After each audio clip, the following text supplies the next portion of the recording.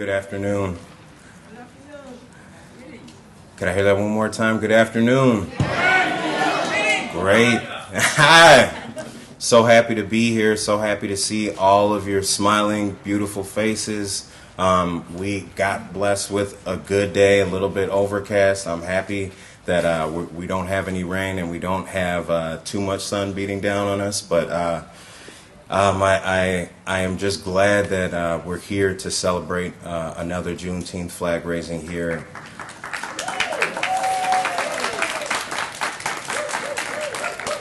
We are very lucky as a village that this is something that is taken with such great importance, and it's something that means not just something to, on a piece of paper, but it means something to the people that live here, the people across this country that, bled, shed tears, lost family for hundreds of years, and finally received freedom.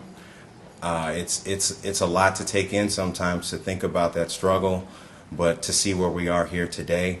So I thank you all for remembering the sacrifices made for all of us to be here, for our families, our friends, and our ancestors. So thank you all. And with that, I'm going to bring up Adeyemi Griffin. She is going to be singing the Negro National Anthem, which you can find on the other side of your page.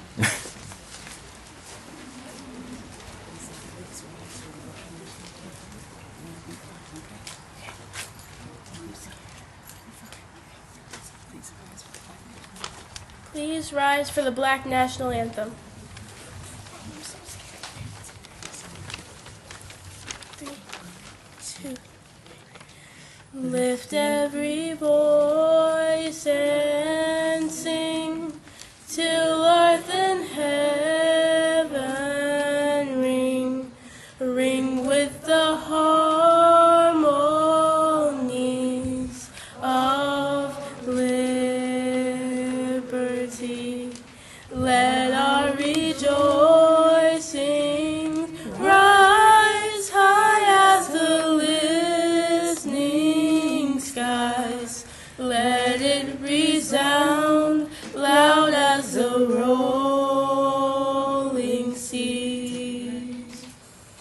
Sing a song full of the faith that the dark past has taught us. Sing a song full of the hope that the present has brought us. Facing the rising sun of our new day begun. Let us march on till victory is won. Very good, baby.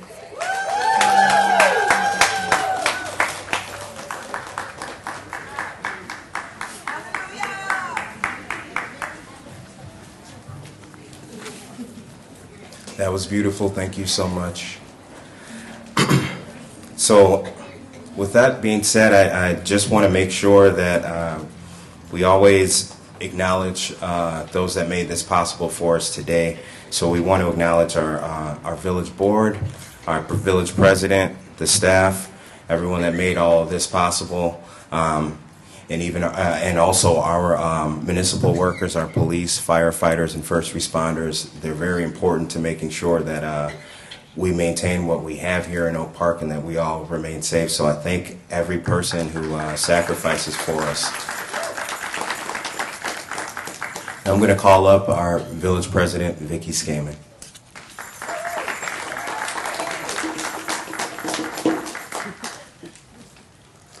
Oh, just so wonderful to see everybody out there. GB, thank you so much for your leadership in our community, and Wanta Griffin and Anthony Clark and all of the members of the community that come together to make this happen. Just very briefly going to call out the elected officials that we have here today to additionally show support. Senate President Don Herman.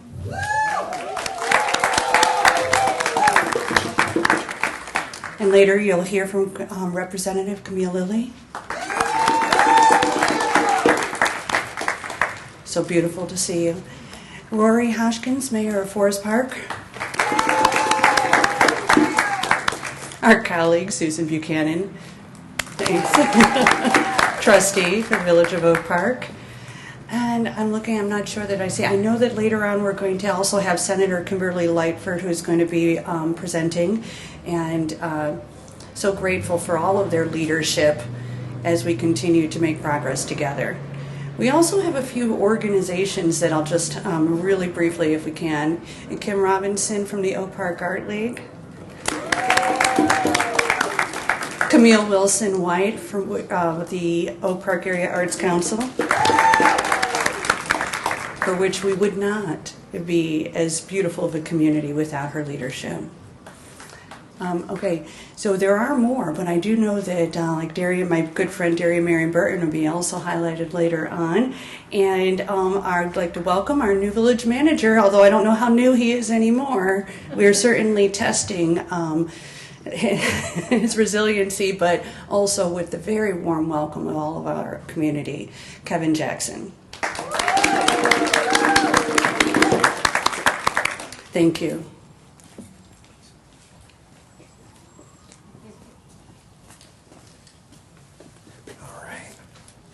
I'm going to cheat a little bit and use some technology. It's not magic, I promise. So,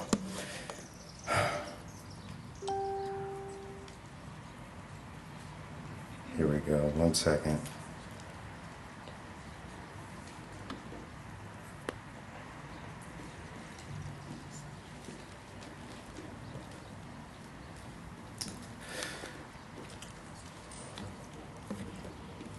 So I wanted to start with putting out one of my favorite quotes. You know, I have a lot of quotes that I like from a lot of different writers, but one person that I always looked up to in life was MLK, Martin Luther King Jr.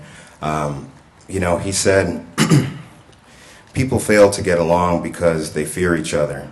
They fear each other because they do not know each other. They do not know each other because they have not communicated with each other. And one thing that I've been constant in is that we're lucky enough to have the ability where we can communicate with each other, where we can have a discussion with each other, where we can organize and we can get behind causes and we can stand strong. And one thing that I've been proud and happy to see in my lifetime is having leaders in our community that look like us, that have been lifted up by our community, but also lifted up by our officials and our staff. So it's been a great journey to see, and I'm happy to say now we have we're able to acknowledge some of our villages first. And that started off with what President Skaman was saying. We have our first ever black village manager, and to say that it's a lot.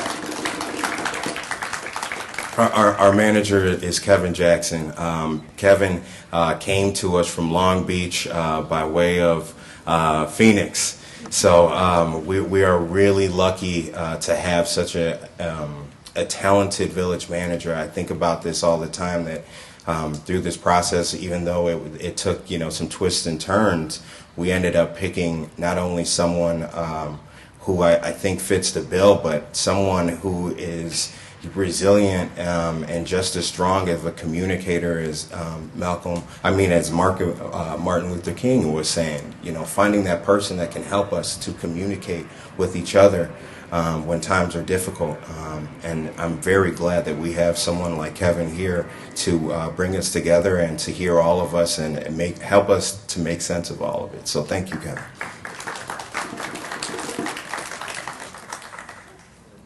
Next, and if Kevin, I don't know if you want to stand and let everybody know who you are. This is Kevin Jackson, our village manager. Next, I have the pleasure of acknowledging our new interim police chief, Shatanya Johnson. We are so happy to have you. I think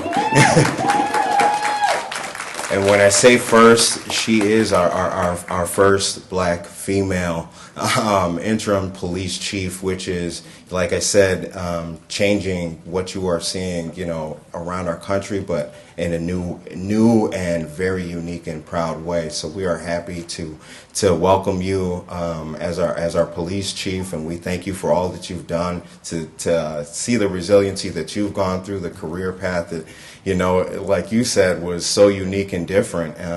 To have somebody who has your background and your position, it really does bring us to a new turning point. So I'm excited that we have you, and thank you for all you do, your sacrifices, and that you continue to do on a daily basis. Thank you.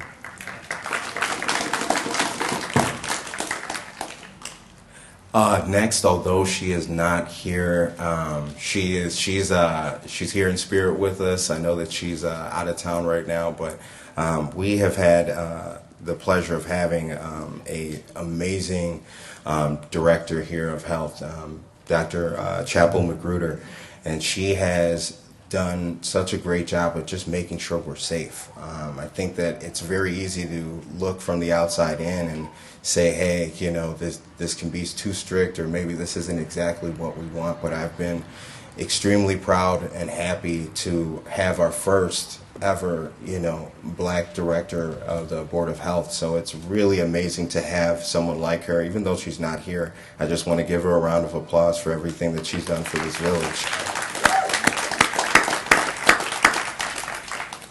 And she continues to do it every day, throughout all the peril and everything, and doing it to continue to keep all of us safe. And when you hear her say she does this for every one of our children, you know that she's speaking from the bottom of her heart. So it makes me extremely happy to know that we have Dr. Chapel Magruder here with us here in this village. Another person who's not here, but I'm also happy to call my friend, is the village clerk, Christina Waters.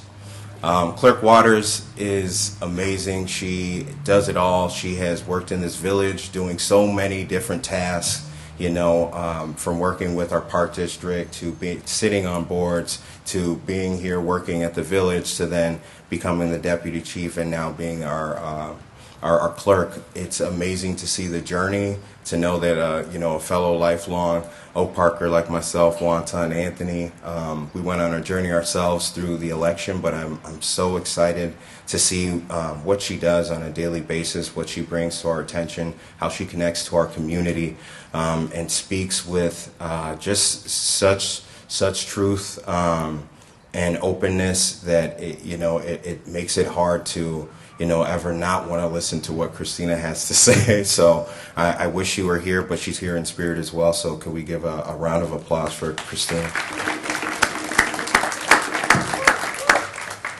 And last but not least, I've gotten the opportunity to know this young man just a little bit, but it's an amazing journey that I've got to see from the outside looking in, but also hear about through our village president, who knows our new and first ever Black Chamber Board President, Darian Burton. We're very happy to have him, setting a trail for us, and knowing that we have someone like him in his position that is now being able to show, like I said, the kids another path and saying, hey, you can do this, you can do these things, you can be a mayor, you can be a village president, you can do all of these things that when I know I was younger, that's not what I had on the mind. I think, like most of us, if you were kids in the 90s, you thought you were going to be Michael Jordan. So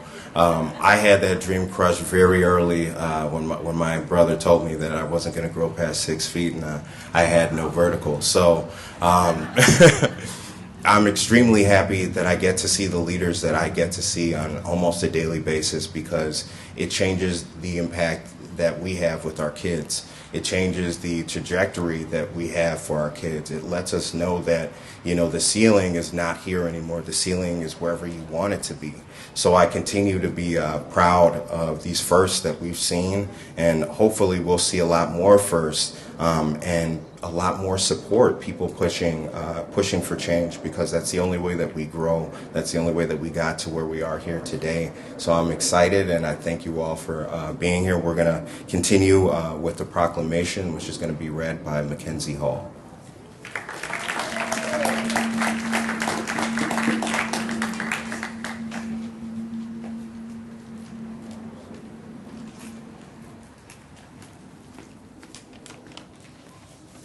Proclamation Juneteenth, annually on the 19th of June. Whereas on June 19th, 1865, Union Major General Gordon Granger landed at Galveston, Texas, with news that the American Civil War had ended 2.5 years prior with the signing of President Lincoln's Emancipation Proclamation on January 1st, 1863, and that the enslaved are now free. And whereas Texas was the last state to accept an equality of rights and rights of property between former masters and slaves, and the connection heretofore existing between them becomes that between employer and hired labor. And whereas many former slaves left the plantations of Texas to embrace freedom and seek out family in Louisiana, Arkansas, and Oklahoma.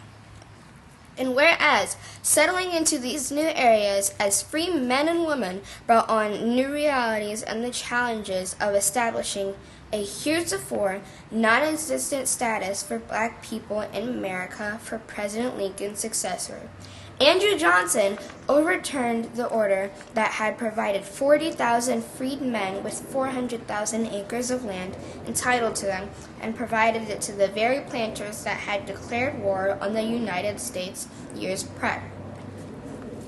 And whereas recounting the memories of that great day in June of 1865 would serve as motivation as well as a release from the growing pressures encountered in their new territory. And whereas the celebration of June 19th was coined Juneteenth as a celebration for reassuring each other, for praying, for recounting the past, and for some an annual pilgrimage back to Galveston for that day. And whereas Juneteenth today celebrates black freedom and achievement as it takes on more national, symbolic, and even global perspective, it is known that decades and centuries of systemic racism have permeated every aspect of our nation's history, effectively forbidding the growth of black wealth and requiring the active dismantling of these systems and investment in black lives. And whereas the events of 1865 in Texas are not forgotten, for all roots tie back to that fertile soil from which a national day of pride is growing. And whereas be it resolved that the village of Oak Park supports the celebration of Juneteenth both financially and in spirit.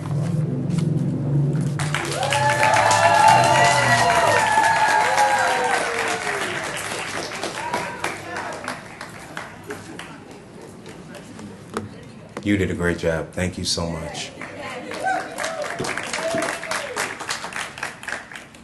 Next, I'm going to be calling up Mr. Ronald Clark. If you at all know Anthony Clark, then you know Ronald Clark, because Anthony does not speak without honoring his dad. So we want to make sure we give honor to Mr. Clark, and we thank you so much for fathering such a good young man. Thank you.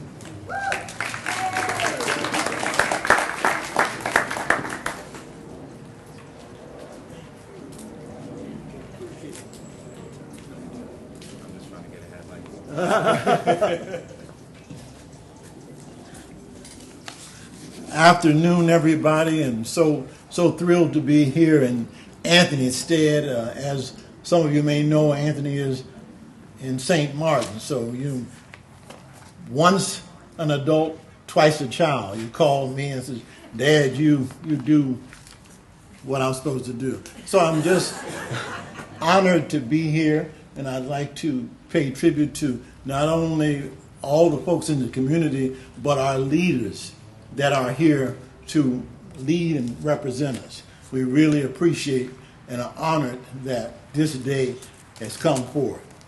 We've decided to do the poem I Too by Langston Hughes. I too sing America.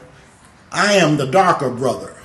They send me to eat in the kitchen when company comes.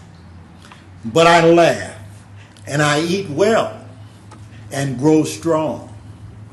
Tomorrow I'll be at the table when company comes. Nobody'll dare say to me, eat in the kitchen then. Besides, they'll see how beautiful I am and be ashamed. I too am America. Thank you so much.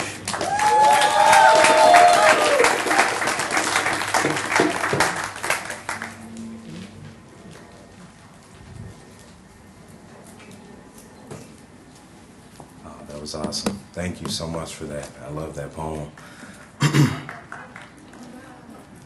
So sometimes in life you get thrown curveballs, so we're going to deal with the curveball and see if we can hit this one right.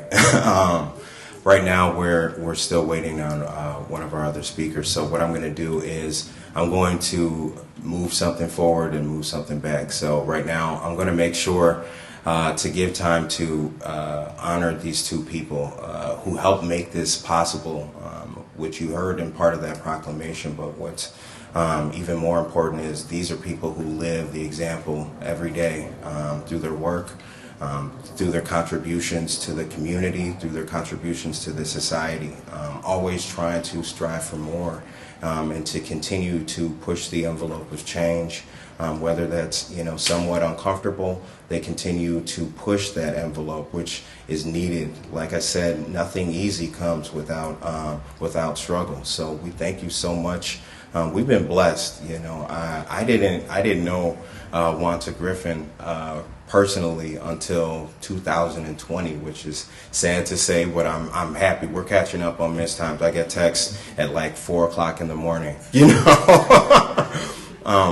but it just shows you how passionate of a person she is about everything that she does. She wants to always make sure that she gets it right. She wants to make sure that she's always given the proper credit. She wants to always make sure that there is nothing lost in translation, that people understand that our cultures, our traditions are maintained and preserved to such a point that, she took on a role curating at, the library, having her own section where she monthly changes out this think box to expose our community. That to me, it makes me extremely proud. Growing up in Oak Park, my dad would go to the grade schools and make sure that people knew about our culture. He said he wanted to make sure that everybody knew who Nigerians were, not what they would perceive Nigerians to be, but he always wanted to make sure that we were able to tell our own stories. And once I met Wanta, that brought it all full circle, being able to tell our stories so that people understand who we are, what we're capable of, the immense amounts of love that we give to our community, to our friends, and to our family. So it's always been a pleasure to see the type of mother that Wanta is to her children, to the community. Seeing it the other day in the park at her Juneteenth reading, every kid in the park was Wanta's kid. They all ran up to her like she was their mom. So it was amazing to see. It's always a pleasure to see what she does, and it's amazing to know that we have a Wanta in our community, because not all communities are blessed. So thank you, Wanta, for everything that you do, and we ask for her to stand up and take that in.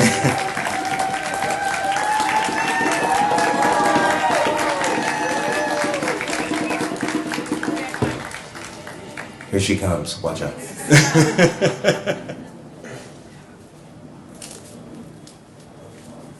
Y'all know I just take the mic. I'm not even on the program. But when I got here, I didn't realize that I was in the presence of one of the people that educated me, Miss Betty Smitherman. And I didn't know. Well, I was talking about her at a Man Moms event with Dot. And I was like, man, am I ever going to get to see this woman again? And what she doesn't realize is that she and Miss Simmons and Miss Gardner and Miss Carter and Mr. Batoy, just changed the trajectory of my life. And they exposed me to black culture in the 76 and the 80s that changed how I felt about myself. And so the person that I am right now is because of the foundation that I received at Longfellow School. Miss Smitherman did a Black History program every year. And she let me walk into the auditorium and she taught me a song. Who is that yonder? Who is that yonder? Do you remember that? It looks like my Lord standing on a cloud. And I remember that. And they gave me this, and Miss Mimmons would bring out the television, and she showed me Eyes on the Prize. And I said, these are my people, and this is in Chicago, and this started here, and this is who I am. And it opened up all these doors for me and the possibilities of what I might become if I could just read these books, if I could just dream to be something more, if I could just keep on going, if I could just sit and listen long enough that I'm not who they tell me I am, but I'm so much more. And they gave me that. There were 5 black teachers at Longfellow School, and they were more progressive then than they could ever think they are now. They're not the same. The schools are not the same as they were then. Longfellow School was on the money. They were changing the educational system then. It's different now. It's very different now. But I wanted to thank them for that foundation, and I didn't get to thank them. Mr. Batoy stood up for me in ways that most teachers did not. And with reading, he was patient with me. Very patient man, Mr. Batoy was. Miss Simmons was a very patient woman because I was bad, baby. I was bad. And I was bad. And I'm so glad she doesn't remember me because I was bad. But they were very patient people. And so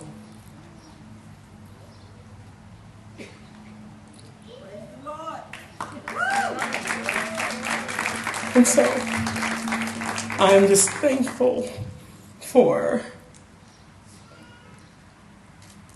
the formative years, for the foundation of all of the teachers. I'm very grateful for the education that I received at Longfellow School and the love that I received from those teachers.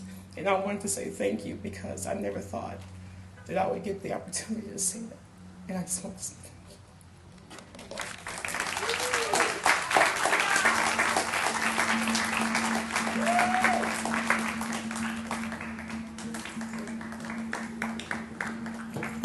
That was beautiful. Thank you so much.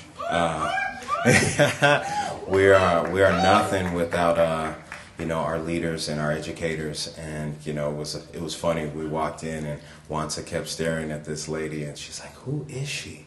I need to know who she is. Chibike, go introduce yourself as a trustee and see who she is." Well, now you know.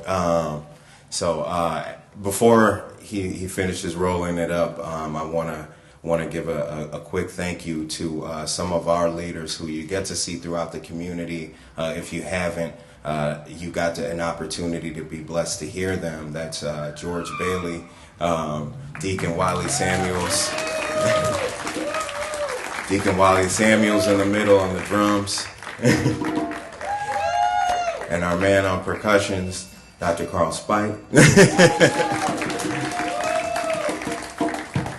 So thank you for the music that you bless us with, but also thank you for always looking out for our youth and having our children in your hearts and continuing to push the envelope to demand accountability from all of us, the local leaders. Having that, it's everything. I know for me, to have a compass that steers you in the right direction from understanding the things that you don't understand yet, but also teaching you the history of things you might not fully understand. I appreciate all that you all do for our community. It's a blessing to have you all here today. Thank you. I didn't get to break down our next person yet. He's not here, like his dad said, but he's here in spirit with us. He's getting to enjoy himself because I think, when you do so much work at OPRF, and Anthony will tell you that he was probably gearing up at that time for his comedy career. Which was short-lived, but it's okay. He tried. But I remember the day that I was at this assembly, and assemblies, can be pretty rowdy. It can be one of those things where nobody is paying attention to anything happening, which was this was no different occasion. It was just like that. So everyone is talking, chatting, having their own good time, and I remember it was like the record hit somebody had hit the record, it skipped a beat, and everyone was paying attention to what Anthony had done at that moment. So some music started playing. It was the Superman music, and Anthony comes out of nowhere in the Superman costume, and I go, "Oh my gosh, that guy's brave." And I will never forget him ever since that time. I'd always seen him whether it's on his motorcycle, whether it is walking through the community, whether it's through a march. You will see Anthony in this community. He makes himself very known for being a pillar of somewhat of safety, someone that you can come to, someone that is going to make sure that justice is done. He is always going to make sure if there is somebody that is hungry, he knows he is going to make sure that that person eats, whether they're a friend or a stranger. You can see it from the Unity fridges that he, Wanta, and we put up that first one, and I think now there's 5. So it's continuously growing because he saw a need. He always sees a need. Sometimes he just sees it before anybody else sees it. And he understands that it has to get done. And Anthony, he's going to figure a way to get it done. Whether it's the easiest way, or he's got to do 3 fundraisers to make it happen. He is going to make sure that it happens for the people that need it most in this community. So it's been great to see someone that I can say it's not that different in age from me, but it's someone I can look up to and say, there are people right here who are doing the right things.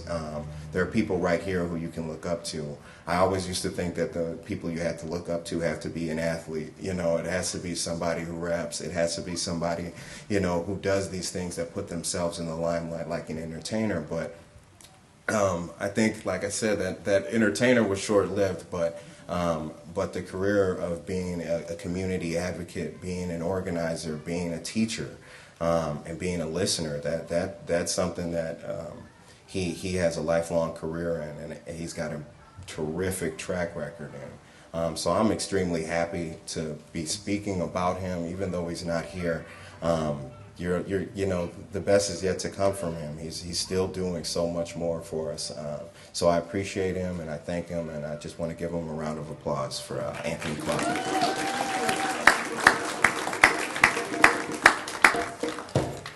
All right, I'm getting a little long-winded, so I'm going to try not to take up too much more of your time. So this next part, I'm going to go to speaking about some female black excellence that we have here. Sometimes you call it black girl magic, but I think that they had it before we made it a thing. And we, like I said, when you're younger, you look for those people that you can look up to. When you go through the hallways of the high school, you see pictures of people who have done great things. And you always wonder if your picture's going to be on there. And that was something that I wonder what Representative Lilly thought when she walked down the hallways. Maybe she'll tell us a little bit more, but I think it's just amazing to see that, because now when my kids go to the high school, they'll see somebody and I could say, yeah, I actually know that person. That person's not too far from you. That is not something that you cannot attain. She has done so much great work throughout this community, throughout not just the Oak Park side, through the west side, through all of her the neighboring communities as she serves the 78th district, and continues to push for change and demand that for us, in Springfield and at the, at the White House. So when you have someone who is continuously pushing for you, you can't help but get behind that and thank them. That a lot of the time the job is thankless. When I was waiting to meet with Camille, she was driving through a storm. I felt so bad because I knew that I didn't want to alarm her, but I could see the storm on my radar. She said, I'm coming from Springfield, but I think this storm's going to clear up. I looked down, I go, yeah, I think it might clear up. That cloud followed her all the way in, but she wanted to make sure that she made the meeting. That is something. That's something that can only be said by that diligence and determination. She made the meeting. She made sure she sat down and gave me all the time that she possibly could. And for me, knowing how busy their schedules are, that was everything. That really meant, her commitment showed me, she's willing to understand what we're going through in Oak Park, the changes that we're going through, and giving advice and helping us through times. So I thank her for everything that she does. I want to bring up our representative, Camille Lilly.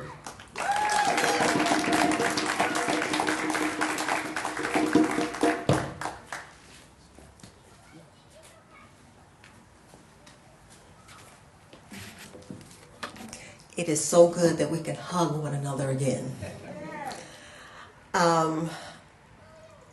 I am honored to be at the second annual raising of the Juneteenth flag.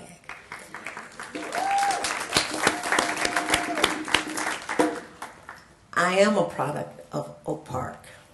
My parents moved here in 1972, and I graduated from Hatch Elementary when it went to 8th grade. And I graduated from Oak Park River Forest, which I'm a proud Husky. And yes, I do have a story about those faces on the walls at Oak Park River Forest. Freshman year, you walk through the door, you're scared. But when you turn to the right, you see all of these faces. And I looked at them, I'm like, who are those people? And I kept walking. Sophomore year, walk through that same door, ready for your wisdom that comes when you're sophomore year. I look at the wall, I said, how do those people get on this wall? But I kept going, because I'm a graduate. Junior year, I'm a little seasoned. I stroll in the door, same door. I look at the wall, I said, who are, I go up and I start reading the names and paying attention to where they're from. I said, this is a nice wall. Senior year, I'm ready for the world. Walk through the door, look at the wall. I said, I want to be on this wall. Because all 4 years, I paid attention to the legacy of Oak Park River Forest High School and what they have brought to our America and our world. It's on the walls at our at our high school here in Oak Park. Let's give all of them a round of applause. And that wall showed me excellence. And so to honor me and my colleagues, Senator Kimberly Leifer on today is precious. It's one of those jewels that I'm going to always have with me. Just taking a moment to say, you are doing something. And I just thought I was just doing my part. Ms. Griffin, your role, you're doing your role. Anthony, Mr. Clark, you're doing your role. And that's what excellent is. Playing your role in your community, in your family, and being proud to do just that. I just want to say, working alongside President Harmon and Senator Lyford, has made a difference in my life. We as legislators, most people think we do it by ourselves, but I want you to know we do not make a difference by ourselves. We make it alongside our colleagues who take the time to listen and be present with the constituents and the people that they serve. So we collectively are excellent. So can you give yourselves a round of applause for the roles you play in your community? So with that, I'm going to end with welcome to the 78th District, which I have the honor to serve. And I am proud to be on the wall at Oak Park Real Forest High School, because I never thought, like, I'm actually on the wall. And the beauty of that, attaining that honor, is the student body. The students are the ones who elect you to be on that wall. So I'm somewhere along the line, the students, the work that I've been doing, the roles that I've been playing in my community, our students, our young minds, our young hearts is recognizing what we do. And that is the difference. When a young person can say, I see you, thank you, and one day I can do the same. God bless you all. I wanted to shift a little bit just to allow that time for the last speaker one of the last speakers that we're getting. But what we're gonna do is we're gonna bring up a person, and shortly after he speaks, we're gonna have our dance and our performance take place right here on the center circle with Miss Sydney Jackson and the Snake Doctors, and then after. So right now, I'm going to bring up Mr. Darren Burton, and I want Darren to open up a little bit more about his experience here in Oak Park, what led him to, his position, but also he has a unique story to tell. Knowing his background, knowing where, I heard about the Buzz days, learning more about who he is and how he supports this community in a lot of different ways. It's very unique, and we're blessed that we actually have someone like Darren that does what he does on a consistent basis and changes the face of how we communicate. Like I was saying before, being able to communicate with each other is how we consistently make that change. So I'm happy to be bringing up Mr. Darren Burton so he can enlighten us on how we're changing the pace here in Oak Park. Thank you so much.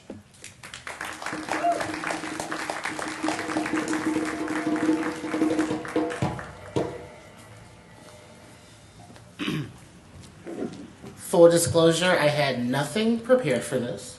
So if I have to backtrack a little, if I pause, you can blame Vicky, because she reminded me that I'm a marketer and that this is my job every single day to talk to people. Thank you so much for the opportunity just to get up here and talk a little bit about my experience. I am a product of Oak Park. I moved here from the West Side when I was 5 years old. My grandparents saw a very little gay black boy and said, I don't know if this is going to work on the West Side. And, I remember my first memory of Oak Park is we went to the McDonald's right here. I actually lived on Madison and Lombard, so literally half a block away from here. My sister got in a lot of trouble growing up, so I think my grandparents kind of knew that we needed to be close to Village Hall. But I think about the fact that I sit here and I'm the first black president of our Chamber of Commerce. I run one of the largest marketing agencies based in Oak Park. And I talk for about 75 people whenever I open my computer and write a tweet. And that's a lot. I don't think I realized how impactful and powerful my job is until I stepped into the role as being a chamber president. But I love it every day. And I think about how I got here and what that story was. And, I started thinking about, I went to Longfellow as well once, best feeder school. But I think about how my teachers all always wanted me to do more, pushed me to succeed. I am not an academic. I believe in experiential learning. So I was always a part of clubs. I was always leading something. I was always organizing something. And all those experiences led me to Percy Julian, where we had a web design class. And I took that class and did really great at it. Many of you may remember the Oak Park pigs. I actually did all the photography of those pigs and put together my first website for that. I think it was the Oak Park Arts Council who did that. And then I went to high school and I excelled. I was a football manager. I was the head manager of the entire school district, I like to say. I think I just asked a lot of people to create positions for me so that I felt cool. But I remember sitting in my guidance counselor's office and we were talking about where to go to school, and she's like, well, have you looked at Augustana? And I was like, I don't know, like, what's this school? And I'd never heard of it, and I decided to go on a college visit, and I absolutely fell in love with it. And had it not been for that teacher, had it not been for my web design teacher at Percy Julian, I probably wouldn't have went to Augustana, got a degree in marketing, decided to work for a fintech company, moved to fashion, started a fashion company, changed it into a marketing agency, and now kind of here we are. It really is, it does take a village. I worked at the Buzz Cafe since I was 14 until I was 28, so about 2 months ago. But it was through that opportunity that I got to connect with a lot of our community, make those inroads. I'm really blessed to, know Vicky. Teresa Powell just introduced herself to me, and I was like, I know you, but I don't know you. I saw your name in a newspaper, and I thought you're a really cool person. And now my life is coming very full circle in a lot of ways. And had that not been for a lot of people taking a lot of risks on me, for a lot of people believing in me, I wouldn't be standing here where I am today. Hopefully soon my picture too will be on that wall of excellence. And yeah, I think that just speaks to how this community really supports our youth and just how important it is that everyone that we come into contact with, that we're kind and compassionate and really setting them up for success. Thank you.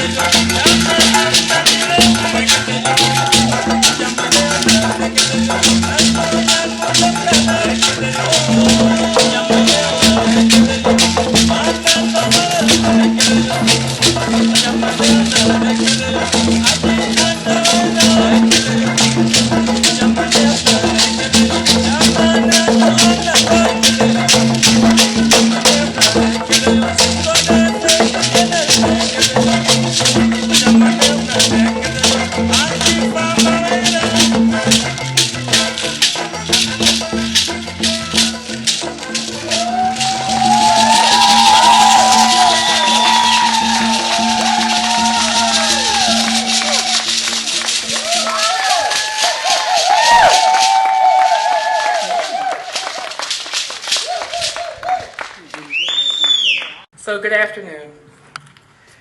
On behalf of my brother from another mother, Anthony Clark, and I, who could not be here today, we would like to thank Vicki Skaman, Chibike Inya, and the Village Board for their leadership in making the Juneteenth flag raising an annual event. In closing, semi-closing, I'm reminded of my Baptist upbringing. I grew up in a small church on the west side of Chicago called Christian Greater Rock. Some of you might have heard of it. That's right. And I remember the deacons would often quote 1 Corinthians chapter 14, verse 40. Do all things decently and in order. So I'm closing. I won't take time to fully unpack what that scripture means, but I will say that we must refrain from doing things just because we can, because we're bigger, stronger, or because it's our legal right to do so. Slavery was legal, but it wasn't right, and it surely wasn't decent. We must remember to do all things decently and in order. I have respect and admiration for my brother Anthony Clark because he's an awesome educator. And his passion to educate Oak Park about Juneteenth is what brought our village to this point. And if he was here, I would thank him for bringing me on this journey with him. All I did was ask, how do we make it a village holiday? I'm glad I did.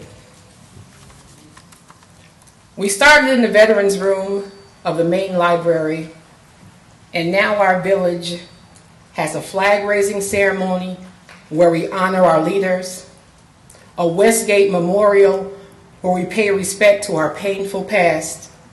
And if you don't know what Westgate is, please do your research. We have a parade that celebrates the end of slavery and a cookout that promotes community and encourages folks to break bread with each other. And there is something sacred about sharing a meal with your neighbors. We have established Juneteenth traditions and added the presence of Black culture in our village for generations to come. Anthony and I did so by doing things decently and in order, with the counsel and support of our community that raised us. When celebrating Juneteenth, you will hear a lot about General Gordon Granger. You will hear the word freedom often. What is seldom mentioned is fortitude.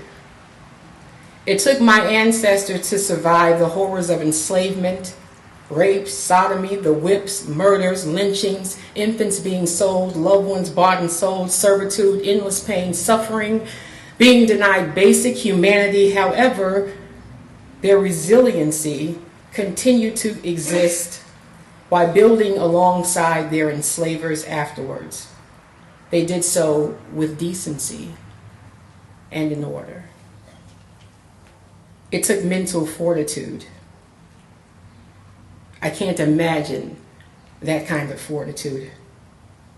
It must have taken fortitude to retaliate, to not to retaliate, and that's incomprehensible to me.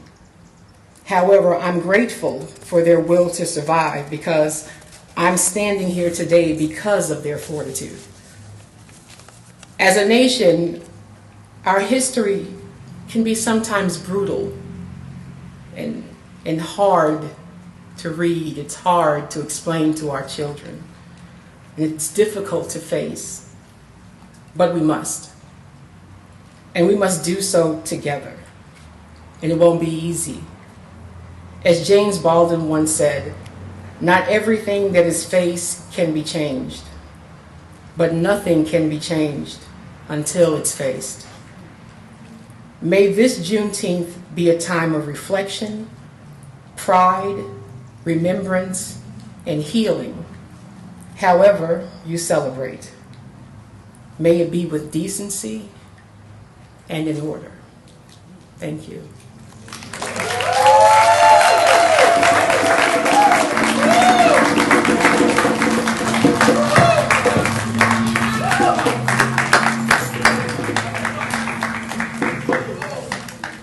We talked about, how this community helped to make us who we are, helped to bring us to the points that we got ourselves to, how we had leaders who helped show us the way. And we're very blessed to have the leaders that we do have.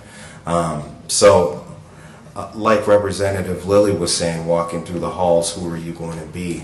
I think we look at that and we get the opportunity, like I said, to see people like her, to see people like Wanta, but we also have had people who have been fighting that fight for a while, who've been doing work for a while. We've been blessed enough to have someone who's been fighting for us that's not even here in Oak Park, but right next to us, doing that, representing us. She represents our district, so it's very important to remember our leaders, but it's also very important to remember the leaders that look like us and champion us and put us on their shoulders and fight for us every day.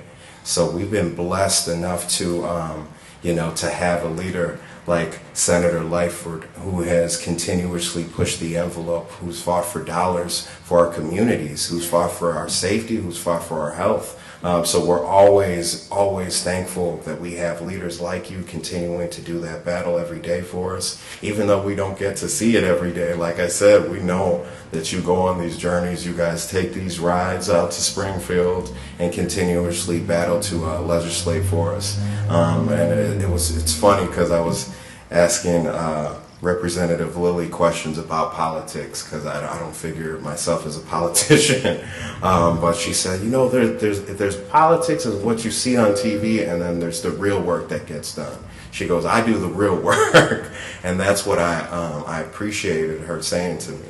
And I believe that this is another person that does the real work on a daily basis, and we're grateful for you. Thank you for coming. Whether we got you in time or any time is the right time. So thank you for being here.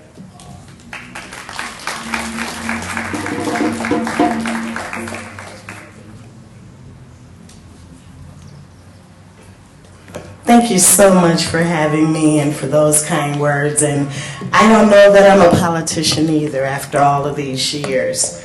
I just know that I want to plant trees that I'll never sit under. And when you think of it that way and you serve for not for your benefit but for the gain of others, there has to be a kingdom waiting for you. Amen? So to God be the glory for the things He has done in my life. I'm happy to be here, Madam President. Thank you so much for this day. It was just a couple years ago when we were marching down. We started here. And we marched down Madison to Central protesting for the murder of George Floyd. And I knew right then in that moment that this was going to allow a significant change to happen. Now, what that change would do and bring about, I wasn't certain of. I know that I've been in a system of systemic racism in the state of Illinois for over 20 years at that time. And I also knew that I had been labeled as the angry black woman for wanting more from my community and for fighting for more and for acknowledging the systemic racism. And so I'm so happy that it happened during my tenure, which allowed me a chance to take my leadership hat back to Springfield and say to my colleagues in the Illinois Legislative Black Caucus that we have to seize this moment. We have to do something that's grand. And so as we celebrate Juneteenth as a state-recognized holiday, there's still more work. There's still more work that must be done to address the economic inequalities that face Black Illinoisans, such as food deserts and gun violence and classroom excellence. Juneteenth should be a day we never forget. And why should we never forget or become content with the inequities we continue to face? Because of acts of racism that's embedded in this country, the humanity of blackness is missing from our lessons taught in the classroom. And even during Black History Month, although the Civil Rights Movement is a standard in most history classes, Reconstruction and Black migration in our teaching always have fallen short. Black history is American history. The emancipation of our ancestors should be honored, just like every other notable moment in our nation's past. And we must continue to ensure that our story is told and it's not hidden, and our kids develop pride and confidence and self-awareness as a result of knowing who they come from. That is why I led a task force. We created this task force called the Inclusive American History Commission within the state of Illinois to ensure that our history becomes a part of our students' history books. It has to be in our books. And this will demonstrate how easy it has been for our history to be kept out from us.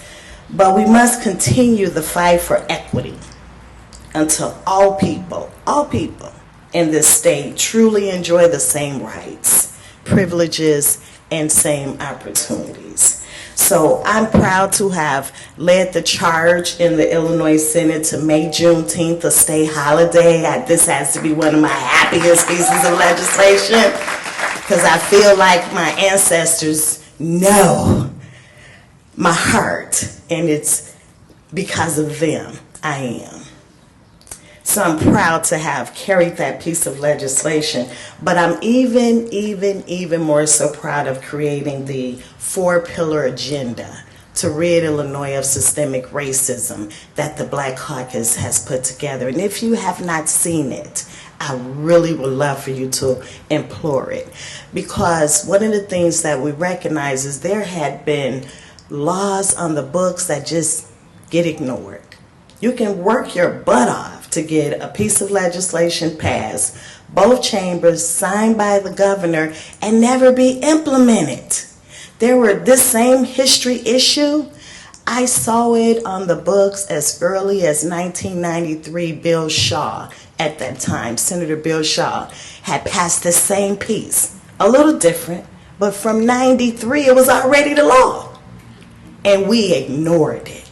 The state ignored it. The school system ignored it. And it was allowed to be ignored.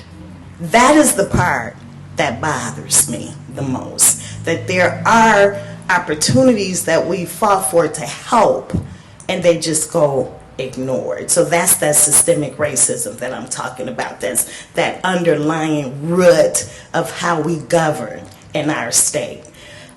So I'm really glad that we were able to create these omnibus bills, which some of the professors at the University of Illinois has clearly indicated that if all of the things are implemented in that pillar, that we would erase 20 years of poverty, that we could erase 20 years. Now, these are black children being born into poverty. Being born into poverty, we have an opportunity to save 2 generations far removed from slavery. So I'm not exactly sure what all that meant, but it sounded good to me when they said it. And so if you would please go to, I'm sure it's advertised in some places, but it's on my webpage, www.senatorlightford.com, just so you can see it, so that you can know your rights. So you can know what the law says that you should be getting in the event that you're not.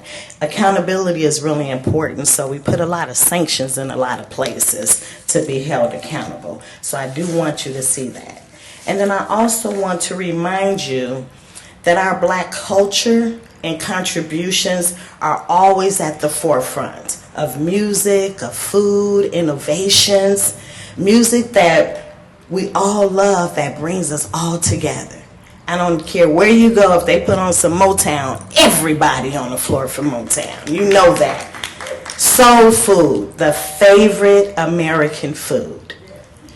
And black inventors who built this country. And just imagine what life would be like without these innovations. So as I leave you, I just want you to know to always remember to honor our ancestors. Honor them. Not just your personal grandmother, great-grandmother, grandfather, but our ancestors. Honor them. And rejoice in this oldest national celebration of freedom from slavery in this country. Happy Juneteenth. Teach and enjoy. God bless all of you.